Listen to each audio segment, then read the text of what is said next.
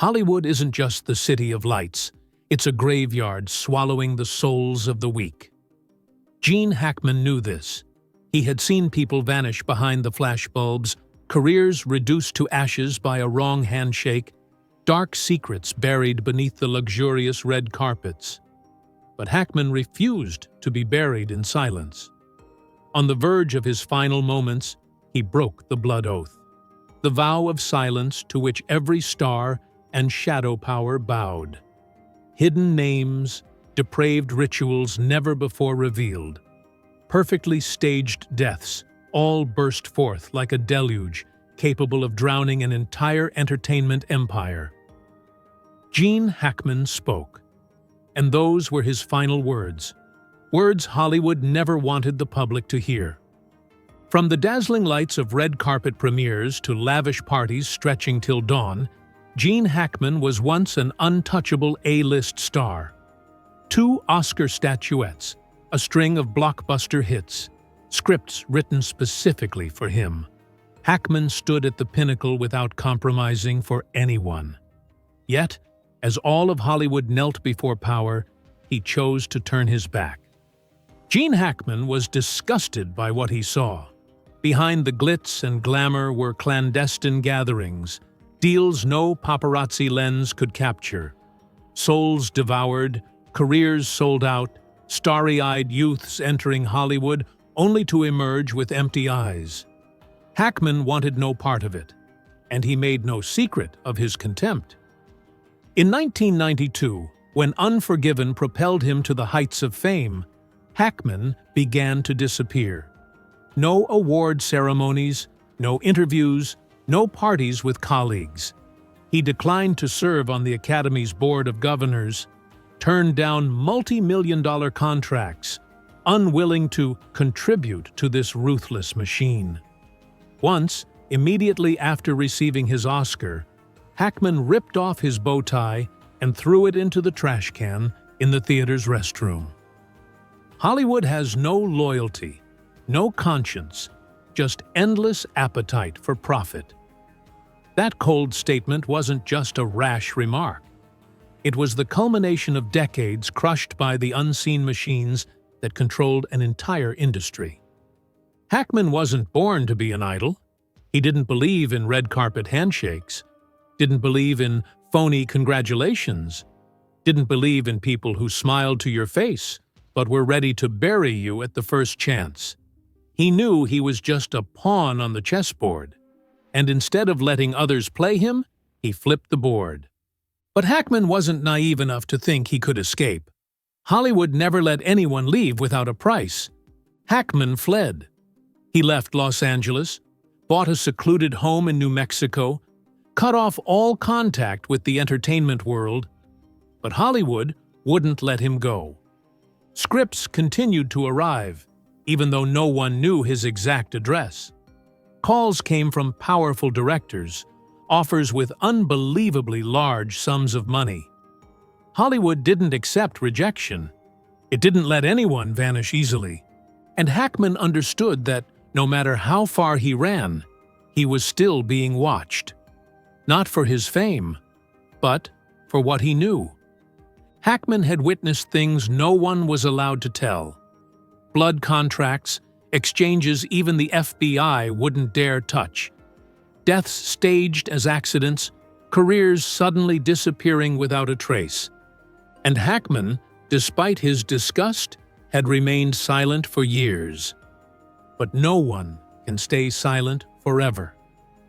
When the sharp pains in his chest reminded him that time was short, Gene Hackman did what no Hollywood legend had dared before.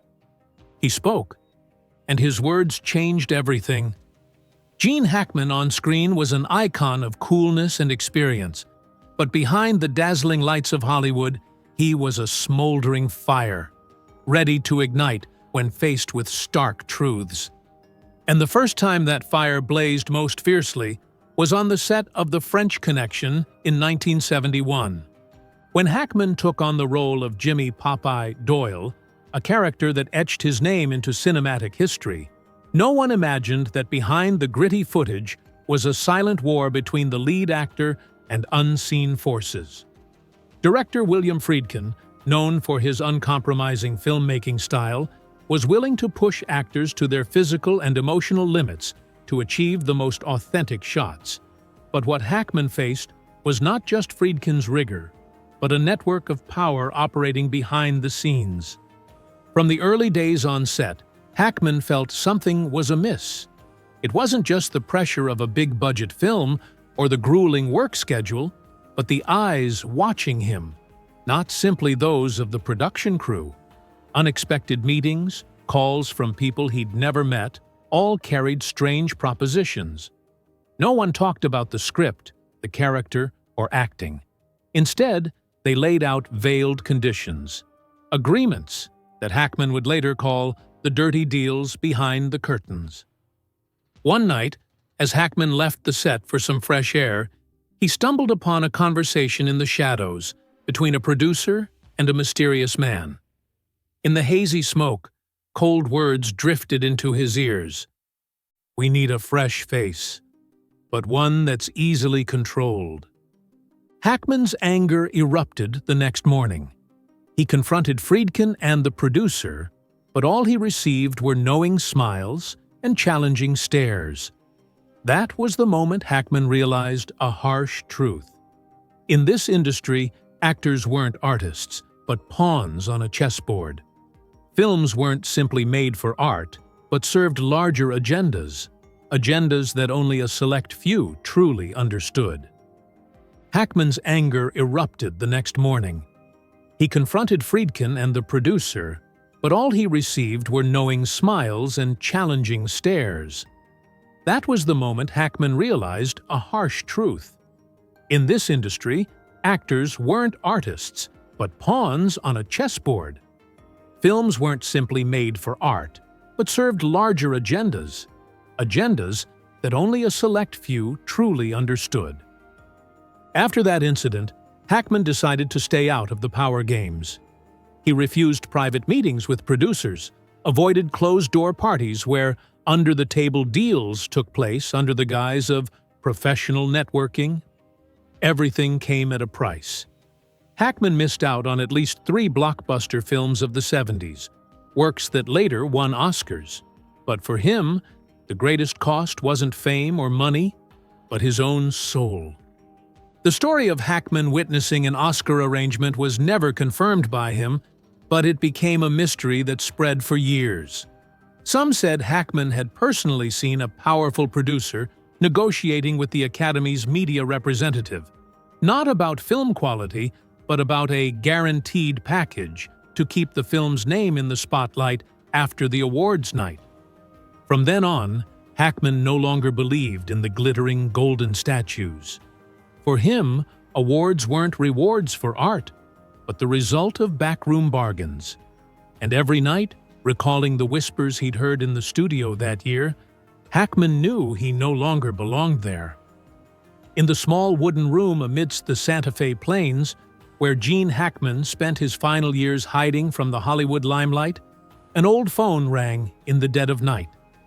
On the other end of the line was not a news-hungry reporter, nor a lost fan, but his closest friend, the only person Heckman trusted to reveal what he had tried to bury for decades. But tonight wasn't a nostalgic chat about past glories. Heckman wasn't calling to reminisce about films or discuss his golden days. He was calling to confess. His voice was hoarse, trembling like someone carrying too much guilt. Then, with a short sentence, Heckman opened the gates of hell that he had kept sealed for over half a century. "We sold our souls for fame, and I can't die with this weight on me."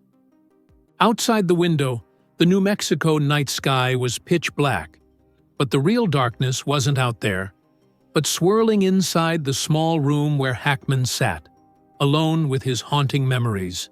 No warm lights, no whiskey that had been his companion, just the emptiness of a conscience eroded by unforgivable deeds. Heckman began to speak. His voice was slow, heavy as a stone around his neck. He recalled a night in 1974, in a Beverly Hills mansion. where not only A-list stars gathered, but the true powers of Hollywood. It wasn't an ordinary party. It was an initiation, a door that opened only once, and there was no turning back. The Inner Circle, a name that had never appeared in any newspaper, but existed as a living entity in the heart of the film capital. No rituals, no blood oaths, just a tacit agreement. Those who had seen too much couldn't turn away. They were silent witnesses to the ultimate power, where silence could buy fame, and a wrong word could end everything in a heartbeat. But the biggest secret Heckman carried wasn't just about shadowy deals or award arrangements. It was something darker, filthier, more horrifying than any film script ever written.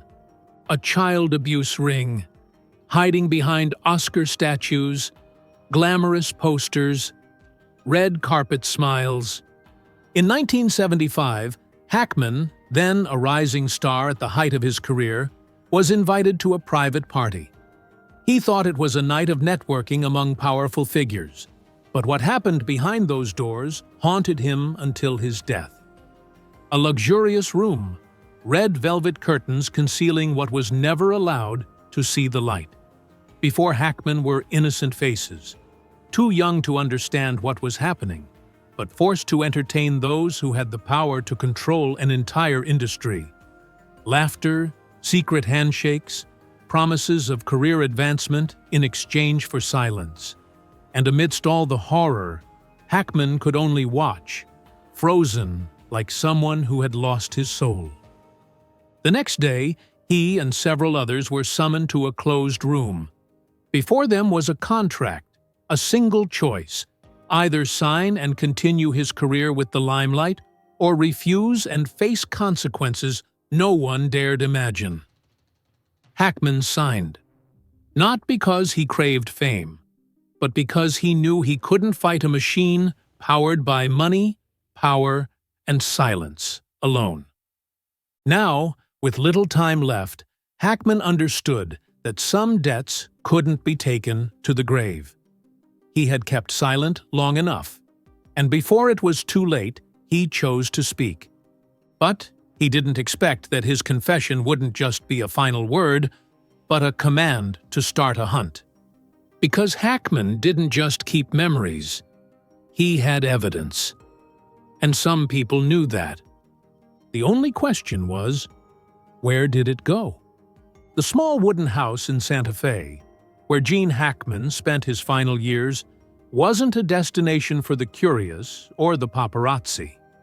But soon after news of his passing spread, a group of people were the first to arrive. They didn't come to lay flowers or light candles. Their goal wasn't to mourn, but to find the tapes. These tapes had never been made public, but they existed as a simmering rumor among industry insiders. Old directors, actors who had stood shoulder to shoulder with Heckman, all knew he had a habit of recording. Not for blackmail, nor to weaponize against anyone. Heckman recorded to keep evidence, so that when needed, the truth could be revealed. He called them the lifeline tapes, the lifelines between him and his conscience. A close confidant once revealed that Heckman had maintained this habit since the late 80s. Calls from producers, dirty bargains for roles, exchanges never written into official contracts. All were quietly recorded by Heckman. Some tapes contained threats, others exposed secrets Hollywood never wanted to reveal. Each tape was a piece of what Heckman called the ugliest mosaic of power I've ever seen. These tapes weren't just disjointed words. They were living proof of a system that had existed for decades, where prestigious awards weren't entirely for talent, where young faces were forced to learn silence before they understood how Hollywood really worked. Once, in a conversation with friends, Heckman blurted out, "If you could hear what I've heard, you'd never watch another Oscar night again." And now, Heckman was gone. So were the tapes. When the Santa Fe police conducted a search of the house at the family's request, they combed through every secret drawer, every hidden corner behind the old bookshelves. Even every floor tile was checked. But there was nothing. Not a single tape was found. Heckman's relatives, especially his cousin who had lived with him for the last decade of his life, insisted that he had seen boxes of tapes neatly arranged in an old leather suitcase. Heckman never explained them, only left a warning. "If anything happens to me, don't open them. Contact someone." But when the police checked the storage room, the suitcase had vanished. No trace, no written records. Someone had taken them. The scarier question, had Heckman managed to copy those tapes? And if so, where were they? In the safe of a mysterious lawyer in New York? In the hands of an old friend who had never appeared in any public photograph? Or on the desk of some newsroom where reporters were holding a ticking time bomb? A few inside sources revealed that Heckman wasn't the only one who knew about the existence of the tapes. Some directors, screenwriters, and even young actors who had been drawn into dirty deals had heard about them. But no one dared to mention them, because they understood. Just one word about the Lifeline tapes meant a death sentence was signed for them. Night fell on the deserted road in Santa Fe, without a light, without a sound. But somewhere in the darkness, questions lingered. Had Heckman managed to leave any pieces of the truth? And who, or what power, held the decision whether these secrets would ever be revealed? Hollywood remained silent, as if nothing had happened. But those who knew Heckman understood. The tapes hadn't disappeared. They were just hiding, waiting for a hand brave enough to lift the veil of truth. From the moment he left the film set for the last time, Gene Heckman chose a path that not every Hollywood star dared to take. The path of silence, of an exile in the very world he once belonged to. He didn't choose Malibu with its ocean view mansions, didn't choose New York where the stage lights never went out. Instead, Heckman retreated to Santa Fe, New Mexico, among the arid hills and the crimson skies of every sunset. A small wooden house, so humble it was hard to believe it was the abode of a legend. No high walls, no bodyguards, no signs of luxury. Only the sound of wind cutting through the wooden walls, as if every sound here conspired with the silence Heckman tried to maintain. But Hollywood never left him alone. You can leave Hollywood, but Hollywood will never leave you alone. That sentence Heckman uttered in a private meeting with a few old friends in 2005, when he had been in seclusion for nearly a decade. One of those present recounted that Heckman spoke with a cold gaze, but deep inside was a simmering fear. The fear of someone who had seen too much, knew too well, and carried secrets that shouldn't exist. In the early years of living in Santa Fe, Heckman still kept in sporadic contact with a few friends. But gradually, everything faded. Phones stopped ringing. Letters went unanswered. Some people who were once close to him suddenly became distant, even avoided him. And Heckman, in a way, turned himself into a recluse. His cousin, who lived with Heckman for the last decade of his life, recounted that from 2010, unusual things began to happen. Strange cars, parked at a distance, but no one ever got out. Midnight calls, only a soft breath before suddenly hanging up. Anonymous letters, with just a few scribbled lines, "We see you." Heckman never explained, but those close to him knew he was well aware of what was happening. Evidence was that there were always two suitcases in his house, one containing personal belongings and one containing documents that no one was ever allowed to see. He lived like an exile in his own home, always ready to flee at any moment. Heckman wasn't afraid of death, but he was afraid of what would happen if what he kept fell into the hands of the wrong people. Rumor had it that Heckman had written down everything he knew: the backroom negotiations, the barter agreements that never appeared on paper, the secrets buried under the glittering lights of the film capital. Some believed he even had recordings, tapes that, if leaked, could shake Hollywood to its core. Was that why he was being watched?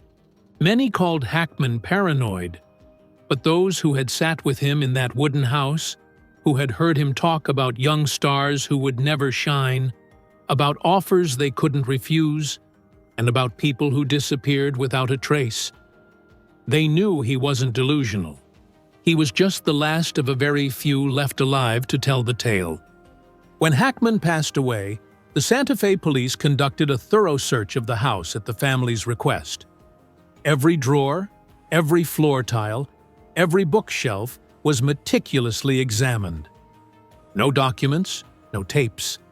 The mysterious suitcase had also disappeared.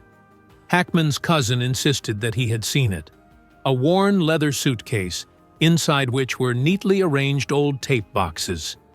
Heckman never explained it, only warned that if anything happened, contact a single person, a name that didn't appear in any public photograph. But now, who was that person? And had Heckman managed to leave another copy? Hollywood continued to operate as if nothing had happened, but those who knew Heckman understood. Secrets didn't disappear. They were just waiting for the right moment to return. And when that day came, an entire empire might collapse.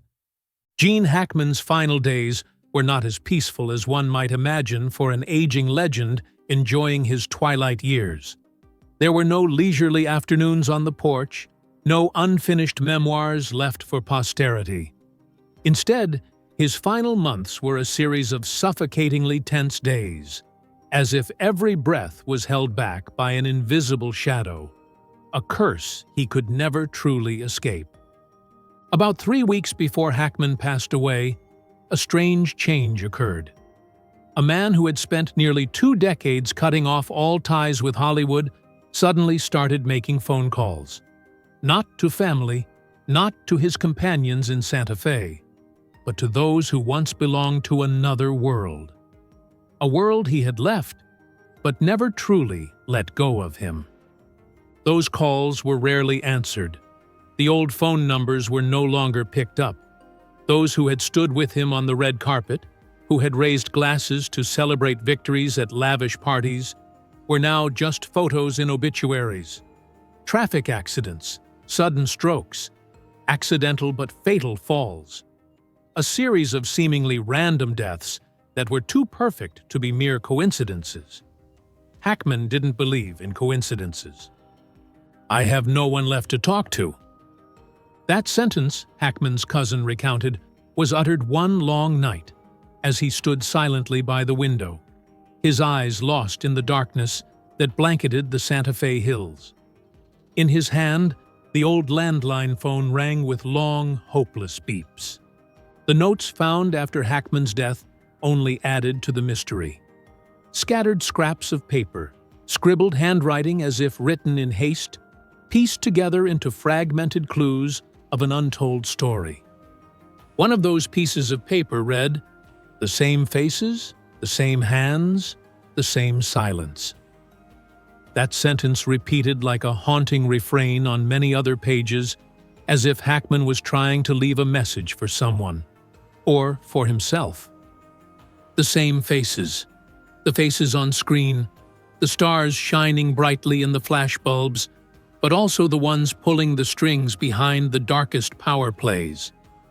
The same hands, the hands that had signed multi-million-dollar contracts, that had patted his shoulder in congratulations on the Oscar stage, but also the hands that had strangled countless dreams and lives. The same silence, the terrifying silence that stretched across decades, shrouding untold stories about those who disappeared without a trace, about secrets that only those who dared to leave understood.